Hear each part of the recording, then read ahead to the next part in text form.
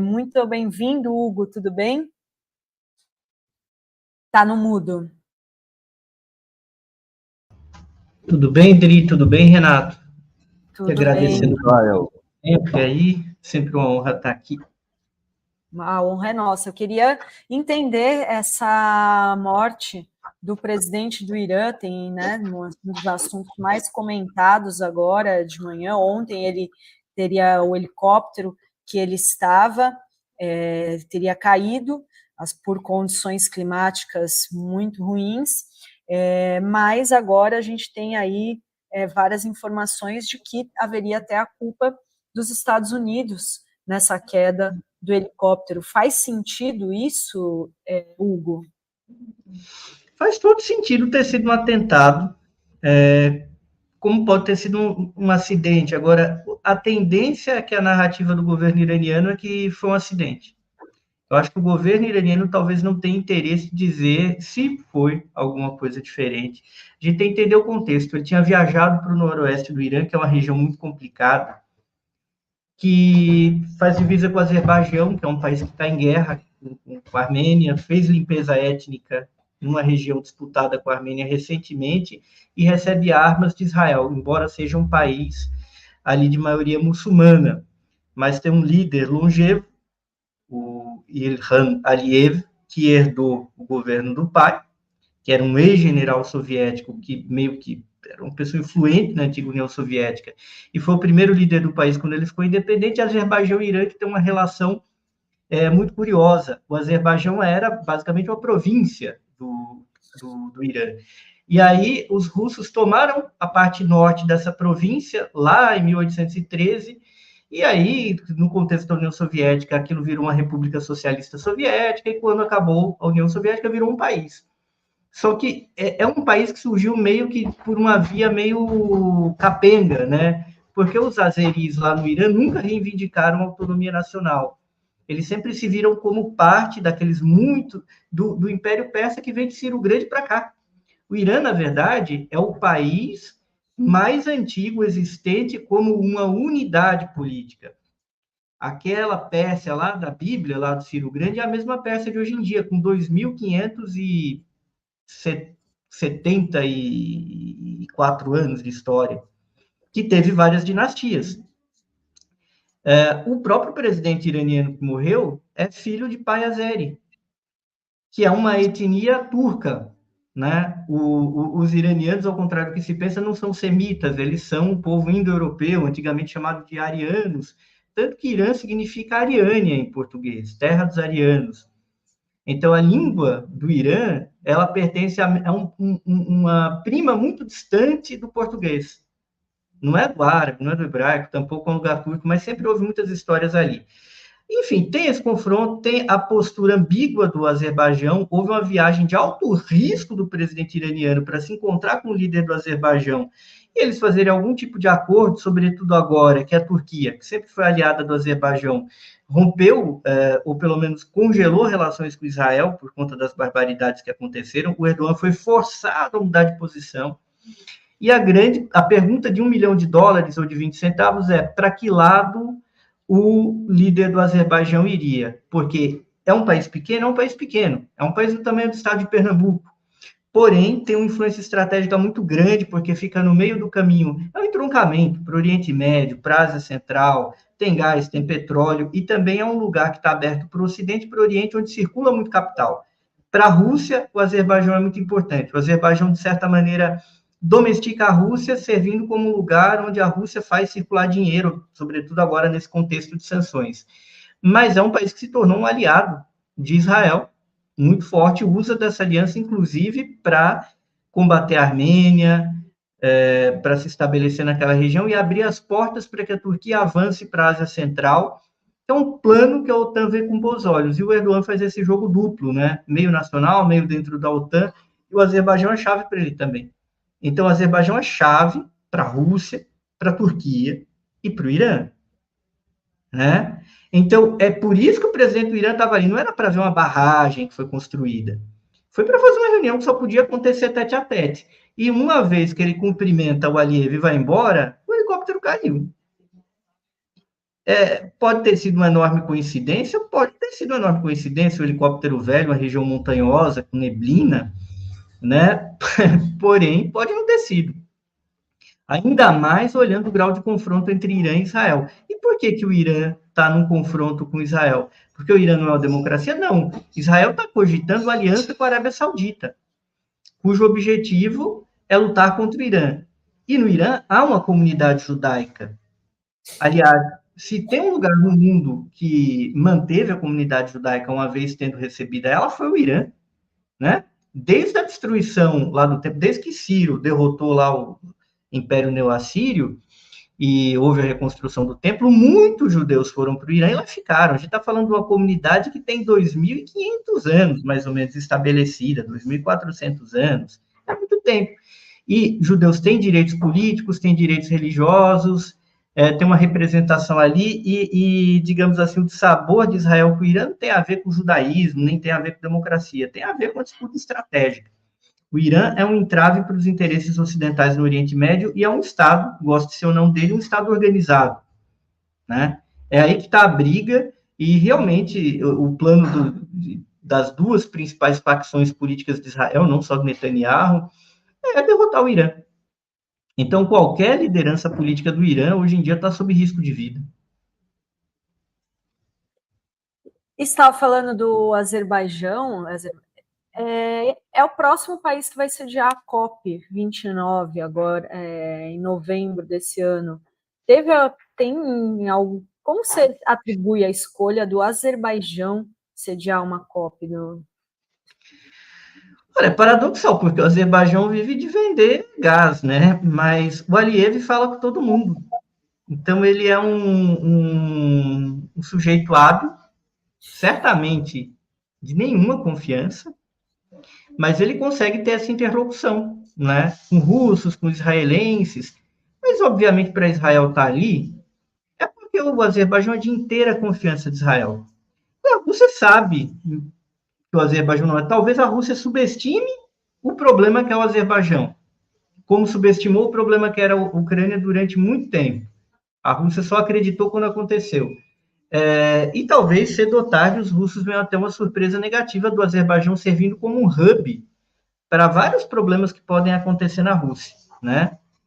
Lembrando que aqueles terroristas que atacaram também o museu não eram lobos solitários, eram terroristas, eram fanáticos, coitados, que foram recrutados lá na Ásia Central, mas foram treinar na Turquia.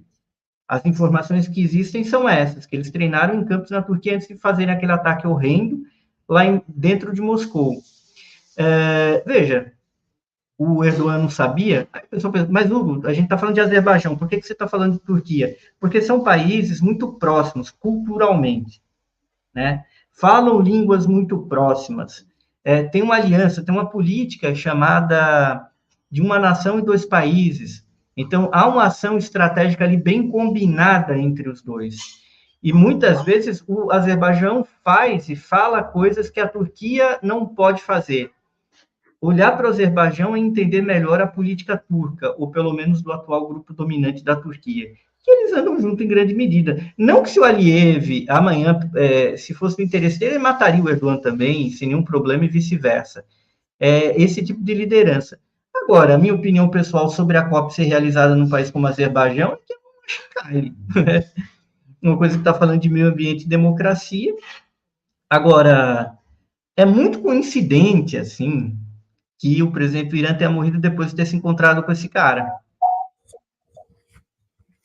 Você acha que o Irã vai fazer de tudo para não entrar num processo de guerra? É isso que eu entendi, né? O Irã vai se manter no caminho devagar e sempre. Pode ser que o Irã retalie de uma outra forma, que pareça um acidente, se ele desconfiar que é um acidente. Mas ele não vai, porque a estratégia iraniana hoje é travada com os russos e com os chineses. Inclusive o Putin recebeu autoridades iranianas, me parece que hoje, não sei se já aconteceu essa reunião, com a cúpula da defesa da Rússia. Então, os iranianos não foram lá à toa, foram para conversar e receber ordens, né? e recebeu ordens, não tem outra palavra. O Irã é importante para a Rússia, é importante para a Rússia, mas a Rússia é um país que hoje em dia determina a variável de defesa do Irã, e os russos viram e dizem para os iranianos, vocês querem ser defendidos, vocês vão ter de agir de tal e tal maneira. Então, mesmo que ocorra ao Irã uma outra resposta, que também não é próprio da ação ali do Irã, nunca foi ao longo da sua história milenar, hoje menos ainda, porque para fazer qualquer coisa o Irã teria de combinar com a Rússia e com a China. E para o Irã é interessante se manter na atual toada. Tanto que essa eventualidade ter acontecido é uma provocação. É uma provocação. Tem o intuito, supondo que tenha sido um atentado, teria o intuito de fazer o Irã dar uma resposta emocional e descontrolada. Que ele não pode ter. E quem ganha? O fator tempo está a favor do Irã. Né? Agora, diante desse cenário, é óbvio que o Irã tem de cuidar melhor da segurança das suas autoridades. Né? Ainda que tenha acontecido um acidente. Você acha que pode ter uma resposta a Israel, alguma coisa, só para cutucar, para não deixar passar batido? Não acho.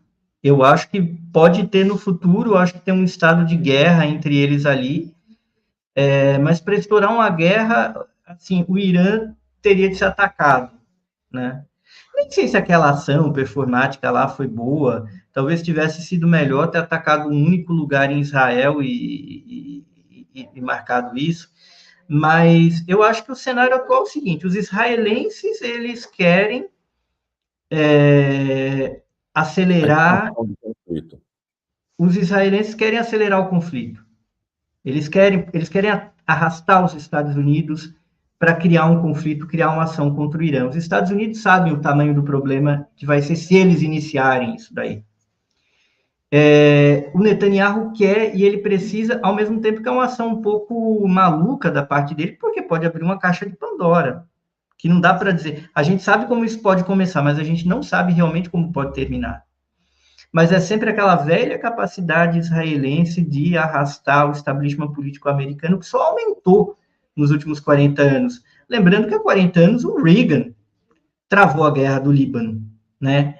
Ele evitou a guerra do Líbano, ele travou um dado momento, e o Biden, que era democrata, na prática fez oposição à direita, porque falou um monte de loucuras há 40 anos lá atrás na guerra do Líbano, né? Então, é um cenário, Renato, sempre muito delicado quando a gente fala. O Biden é um pouco pior que a média. É claro que tem um projeto de Estado nos Estados Unidos, no Irã. Só que esse projeto de Estado americano, hoje em dia, ele está meio confuso, porque tem um racha estratégico muito grande entre os dois campos. Não é um racha tão ideológico, é um racha estratégico, um racha sobre o que fazer. E esse sobre o que fazer, ele depende dos setores do capital americano que você pertença. Que é isso que o Partido Democrata é, no fim das contas, e o Partido Republicano também é.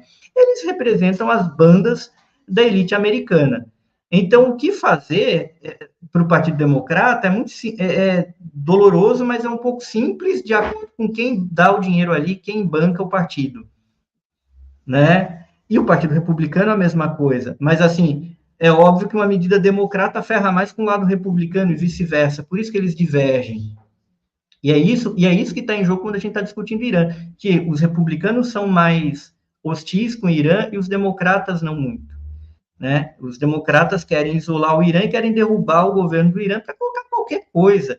E não é para colocar uma democracia no Irã, acordem. Colocar qualquer coisa que seja fiel aos Estados Unidos. Se for um regime 1000 vezes mais fechado, vai ter esse regime 1000 vezes mais fechado.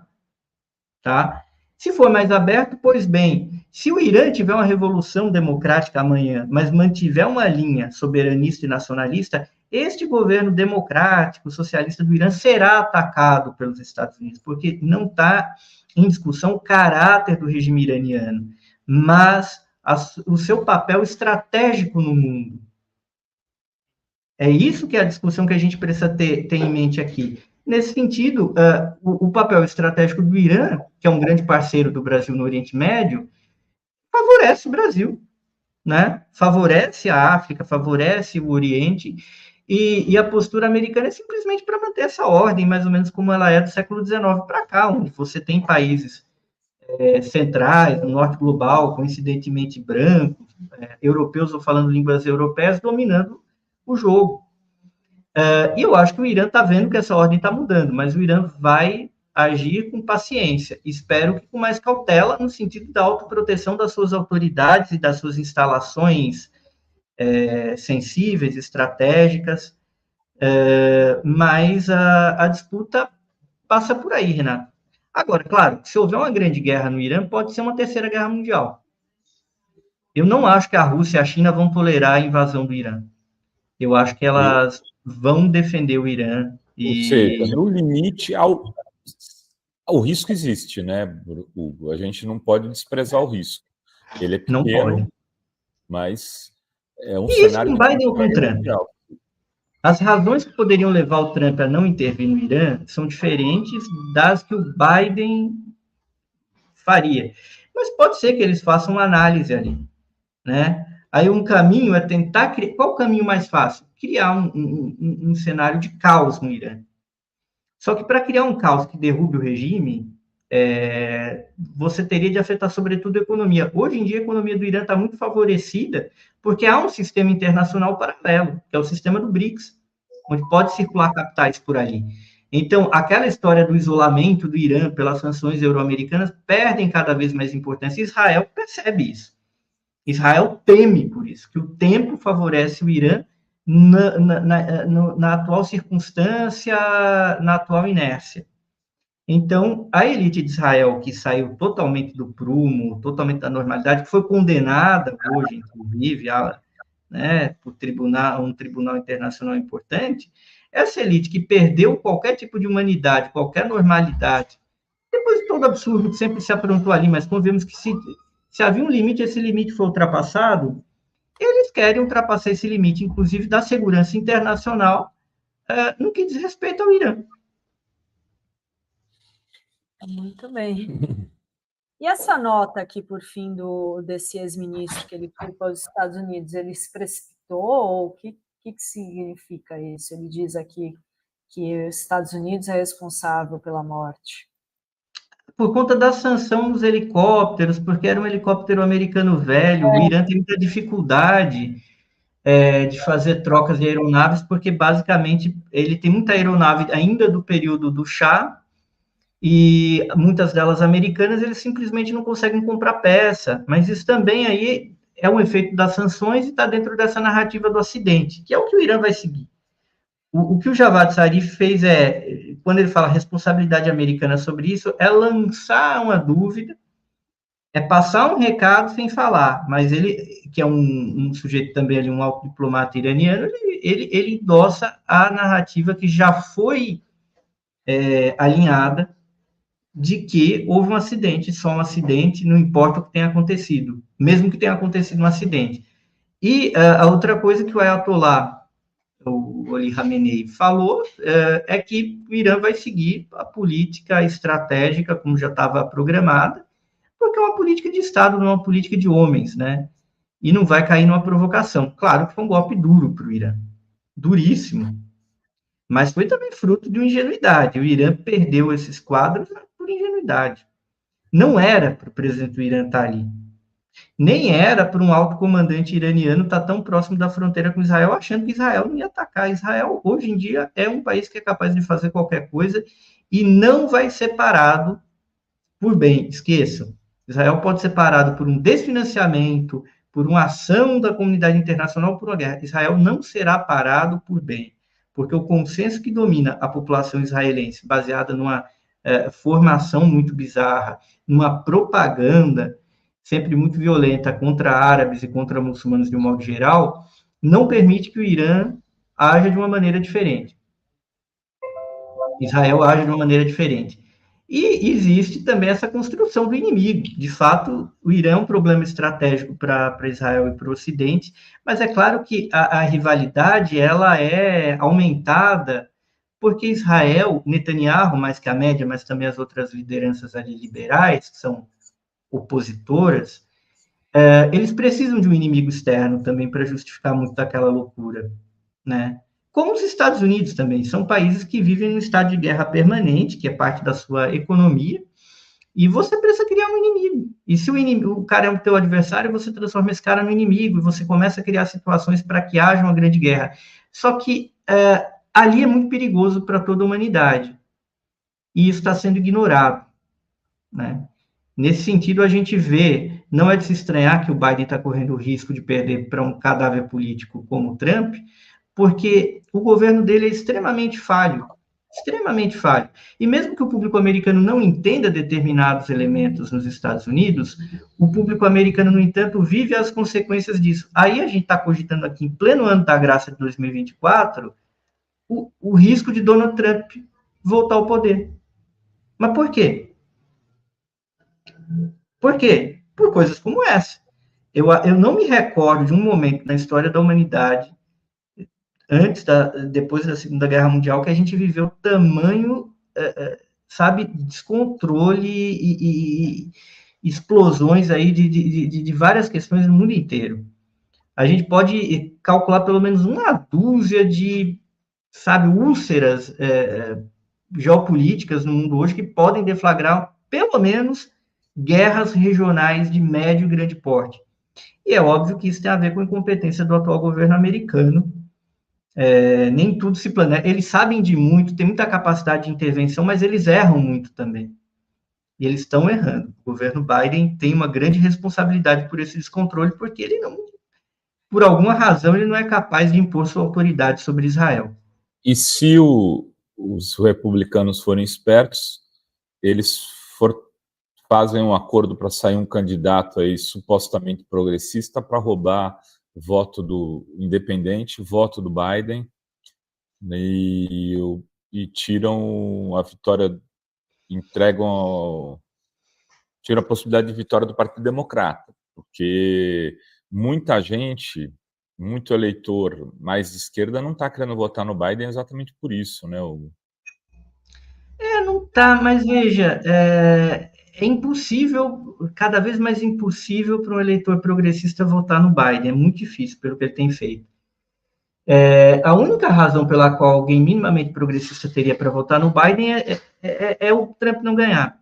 Agora, veja, esse cenário dos outros candidatos é sempre muito relativo. Você olha as pesquisas no Michigan, que é um estado central, quando você considera só os dois, o Trump está na frente. Mas quando você coloca o Bob Kennedy Jr., que é um candidato completamente maluco, né, que ele emula coisas dos democratas e dos republicanos, você vê que a coisa fica bagunçada. Coloca Jill Stein, coloca o Cornel West. Então, no fim, por umas variáveis muito loucas, quem se favorece é o Biden. E não deveria, porque o Bob Kennedy Jr., ele tira voto dos dois. É claro que o Cornel West e a Jill Stein tiram votos do Biden, mas é muito pouco também. É claro que, como a eleição vai se definir por muito pouco, o fato de haver dois candidatos nanicos progressistas é um problemão para o Biden. Mas não é exatamente isso, é entender de quem o Bob Kennedy Jr. vai tirar mais votos. Esse que é a pergunta de $1 milhão hoje na política americana. De todo modo, a coisa não está boa para o Biden, não.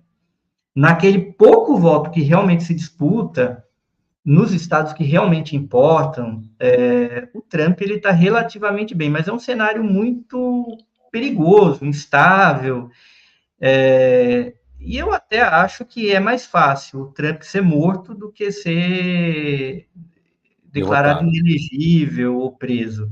Até porque ele tem uma maioria na Suprema Corte. Para acontecer algo jurídico para o Donald Trump, é necessário que a alta elite americana fale, não vai ser o Trump. Entendeu? E a Suprema Corte aprove qualquer coisa, seja uma decisão correta ou incorreta. Hoje isso não está claro, porque uma parte da elite americana não concorda com o que o Biden tem feito por várias razões diferentes. Então, o Trump está no páreo, sim. Mas ele, como o Biden, também não tem um plano, né? O Biden se esperava algumas coisas dele e ele falhou miseravelmente. O Donald Trump é aquilo que a gente viu durante a pandemia. Então, a gente vai ter mais 4 anos, pelo menos, de muita instabilidade nos Estados Unidos. E a gente tem que estar preparado para isso aqui no Brasil. Então, Hugo, muito obrigada, viu, pela aula aqui hoje. Obrigada e até a próxima. Vamos acompanhar. Até, gente. Boa tarde. Salve, Hugo. Bom almoço. Tchau, tchau. Para você também.